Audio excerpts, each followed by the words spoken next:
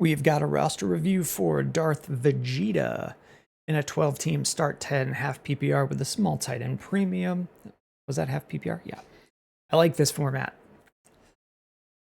League name, Chasing Ships. Here's your team.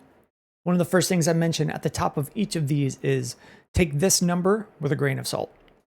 It's not as important as you might think it looks.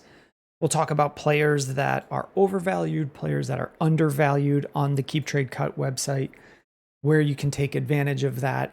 And then with this, I would expect it probably 10,000 point swing in terms of this is at 88,000. I could easily see that any team, depending on how the league year goes, outperforming a 98,000 point team. Like, it's not that important. But we're going to take a look at it and see where your team lies and what sort of moves you can make. If you have spoken to me, I know I've spoken to Darth Vegeta a few times. I do not recall every move that we've discussed. So if it feels like I've forgotten something that we've talked about, it's true. I have.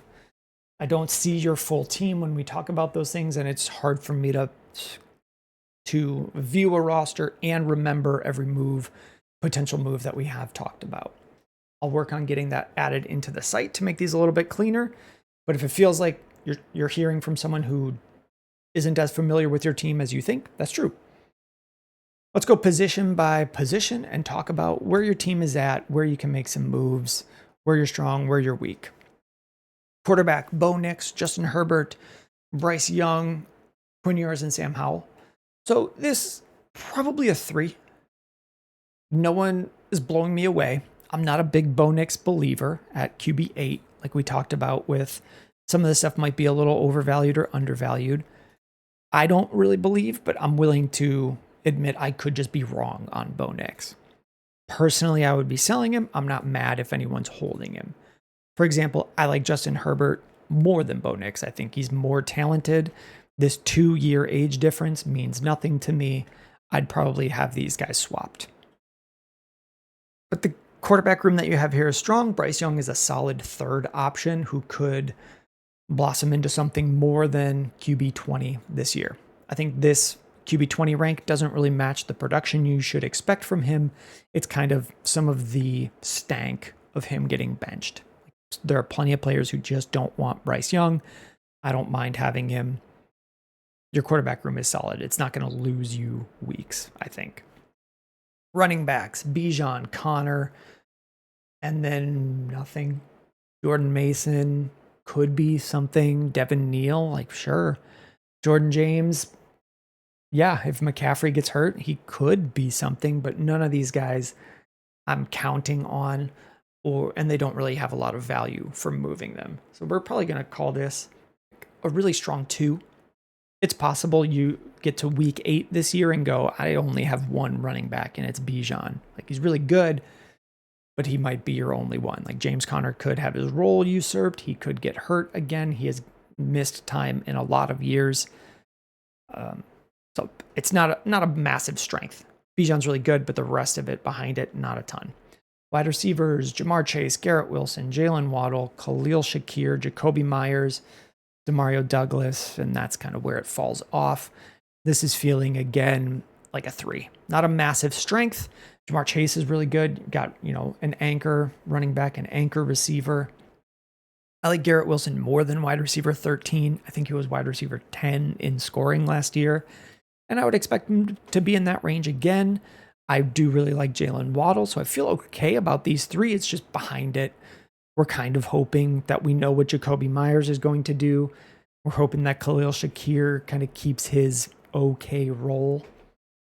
I'd like to see another guy there. Tight ends, Jatavian Sanders, put fries in mouth, Theo Johnson, Disley, Julian Hill. This is a 1. One of the lowest scores I could give. In a half-point premium, or kind of maybe Disley gets you some value as a starter. Maybe fries in mouth is okay. But I'd like to get something else here, and that's possibly where we would just move Bryce Young and go 2 quarterbacks and get a better tight end or a better receiver.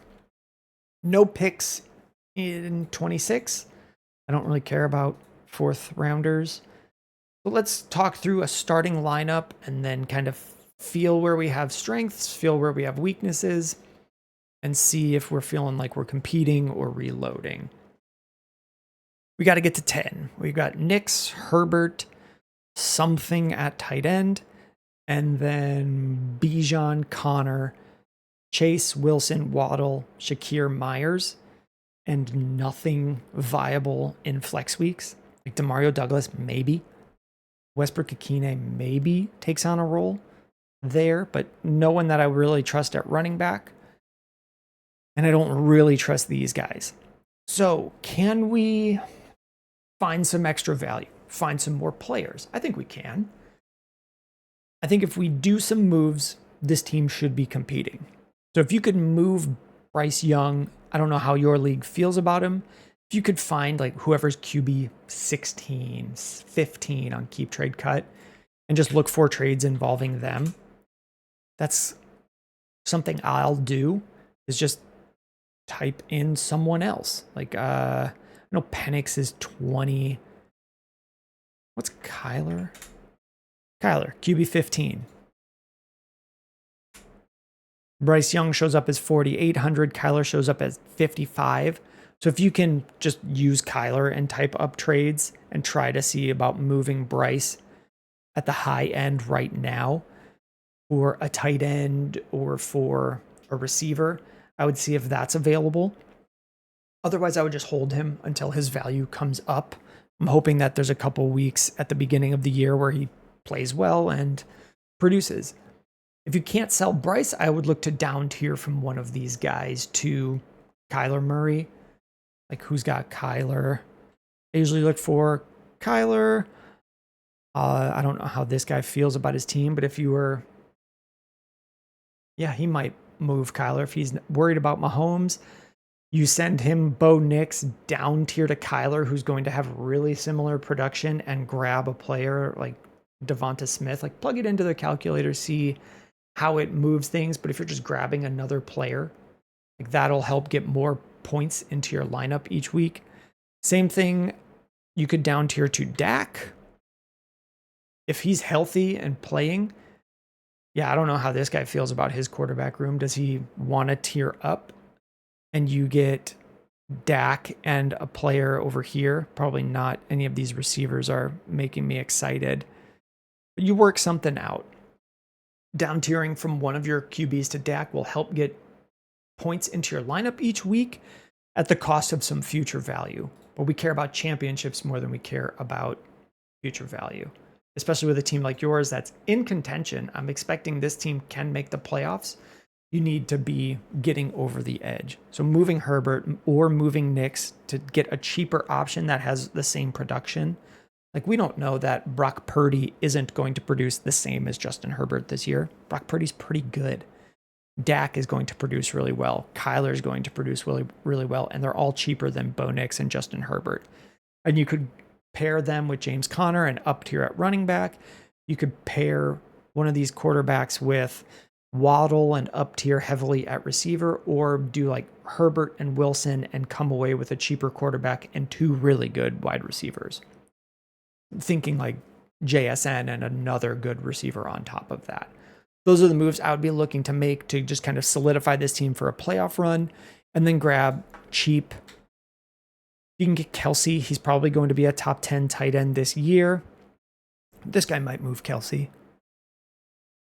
If you get Kelsey, if you could get Ertz, talk to whoever's got, yeah, this guy may move Ertz for you. He may move Njoku for you at cheap just to get a viable tight end, especially in the tight end premium. If you could get Kittle, if someone's worried that Kittle is old, probably not.